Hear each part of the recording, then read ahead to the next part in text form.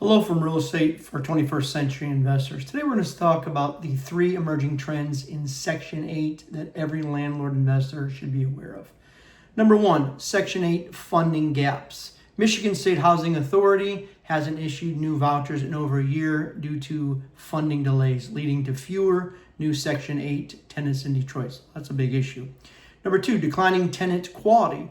Many tenants now have eviction histories from the COVID era, making it harder to find reliable renters with clean records.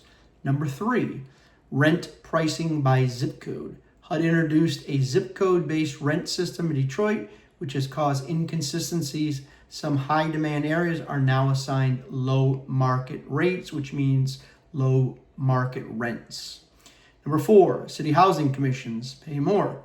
Housing commissions named after cities, Dearborn Housing Commission, often now offers higher rents than MSHDA or Detroit Housing Commission vouchers. Number five, unreliable zip code strategy. Trying to invest only in high-paying zip codes is unreliable because actual rent depends on which housing authority issues the tenants' vouchers.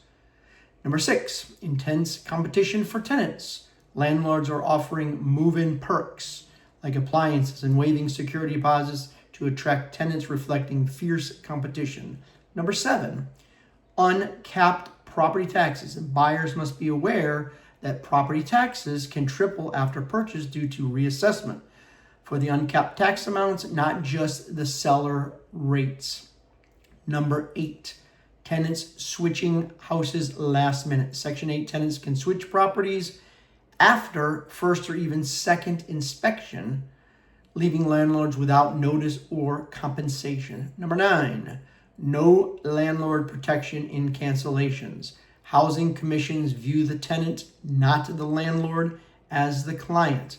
So landlords aren't informed when tenants back out.